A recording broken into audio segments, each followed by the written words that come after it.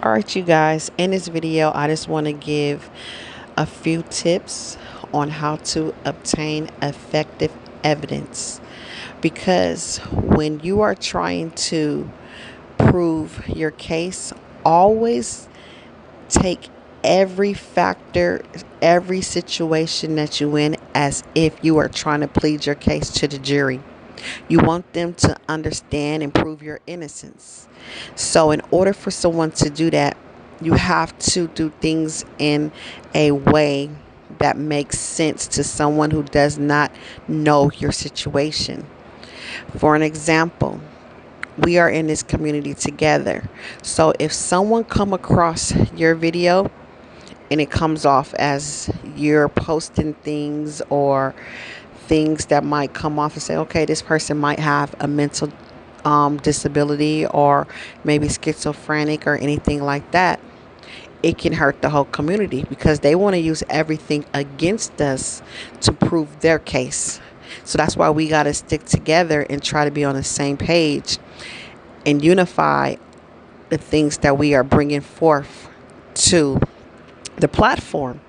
So, for an example, we know that they use color synchronized tactics to try to drive people insane. However, if I'm not target, I would not understand or comprehend what is going on. So when I post stuff, I try to refrain for stuff that is non-believable because people don't care. For us to be in our community that's involved in this situation, we care, so we will see that and be like, yes, I understand what you're going through. That's hurtful. But if I was not a target, I will look at somebody and say, okay, so what? You see 3 red cars today. So what? You see 4 white cars today. So that type of evidence is for you to obtain for your records, but not to post. You can always keep recording, but you cannot post everything because it will not be believable. Now, I would say when you do upload your proof to a platform publicly, try to post the ones that prove your point. For an example, if you know that there's someone, the same person, that repeats the same tactics of saying stalking you or coming outside, synchronizing their time frame with yours, keep recording that same person on different days. So, for an example, your next door neighbor, John, every time you go outside, John is outside. Document the time on your recording by either screenshotting the time, screenshotting the date, calendar, in your home, anything to prove what time it is, and then record John. So now you got, look, today is Tuesday. It's 3 o'clock. I'm walking outside. John is walking outside too. Look, today's Wednesday. It's 4 o'clock. How come John is out here again? Look, you guys, it's Tuesday again. I went outside at 10 p.m. John is outside again. It's going to show a pattern of unusual behavior because you got this one person repeating himself, and it shows that you are not crazy, that this is really happening. So start with things like that. Focus on one person to knock that person out, to prove that that person is against you, because it's like it's like a game of checkers. You want to knock all of their pieces off the board because you're trying to win your case. So just by focusing on that one person, you knock their piece off the board, you're getting closer and closer to obtaining your evidence, which is your winning strategy. Okay? And I have done this, and this is why I'm telling you, this is stuff that helps your case, plead your case. And I keep saying case because you always want to act like you are in a court of law and you're trying to plead to a jury. This is what's happening to me, and I need your help. I am not crazy. Okay? Another thing that I say do is video prediction. And how you record video prediction, you can start recording before the things happen that you know is going to happen. Let's use John again, your neighbor. I don't really know nobody named John. I'm just using it as an example. Again, if I walk up my house, I'll start recording like this on the inside of my house first. I say, hey, you guys, I'm about to leave. Watch as soon as I open my door, John is going to hit the corner. Boom. So now I'm recording as I'm opening the door. And as soon as I come outside, boom, John hits the corner. How do you know that's going to happen? You say, I knew this was going to happen because John does this to me every day. So that's called predictive recording, to know that these things are happening to you. In order for you to know that this thing is happening to you, it had to happen repeatedly. So record things like that. Or even if you say, watch you guys, as soon as I get off the freeway, this cop is going to follow me because he's been doing it every day. And then you get off the freeway and sure enough it happens, you have proof. Okay, and always record the A to Z. Okay, and then the next thing I want you to do is use the law to please your case. Use your law to stop a stalker. For an example, when I say this, I bought a book that was like $168, giving out information about what's the law and what's not the law. It's worth your money. Trust me. Not all these books cost that much, but you want to know, learn the laws in your cities. Even Google has this information. So I used the law against my stalker. Let me tell you how I did this. I had a lady that would always wait for me at my son's school, even after her kids has entered into the school campus. So in order to stop her, get all your checkers off the board, what I did was I used the law. Because every time I get there, she waits for me and then she follows me.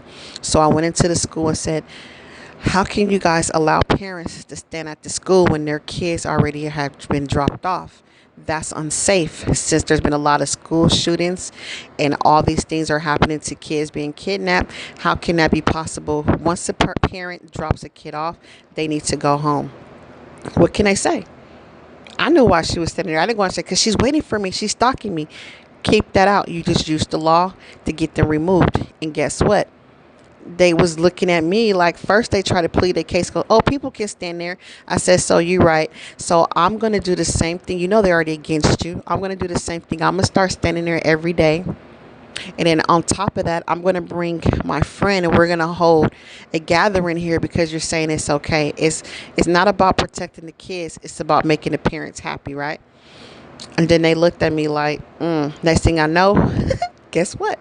That lady was not allowed to stand in front of that school anymore, because she stood right there by the stairways waiting for me. And then she'll get in her car. Why are you still here? Your kid is already dropped off. What did I do? I outsmarted her. So that's the same thing you guys want to do. If someone is loitering is illegal in your complex, and they loitering because they're standing there to wait for you and watch you, call your landlord. John, he loiters every day in front of my building, and it's becoming a nuisance because I can't even get in. I feel unsafe. That's a loitering law. Boom. John's going to get approached, and you're not going to say he's stalking you. You're not going to use those terms. It's uncomfortable because I feel every time I enter the building, I can't bring my groceries in, or my kids feel unsafe because John just loiters in front of our building.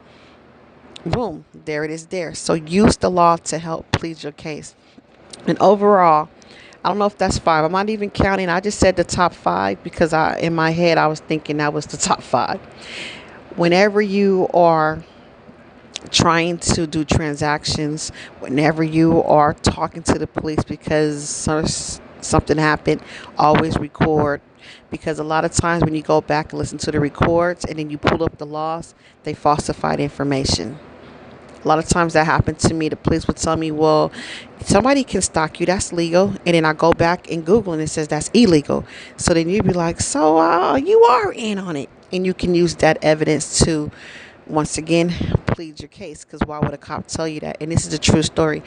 A cop told me that stalking was legal in California as long as they don't threaten you.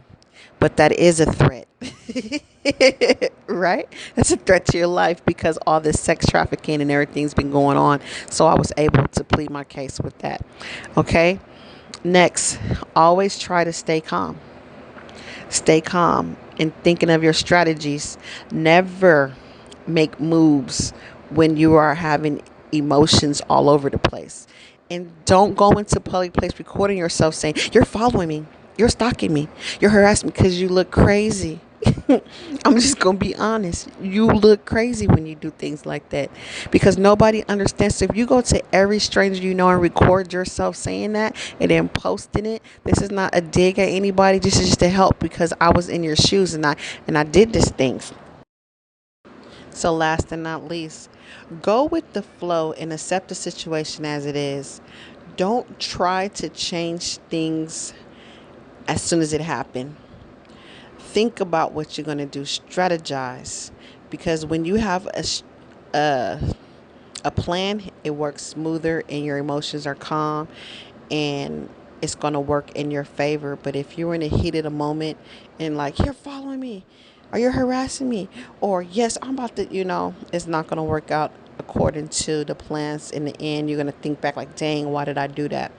And overall, try to connect with people who care. Unfortunately, when it's not happening to someone, a lot of people don't care.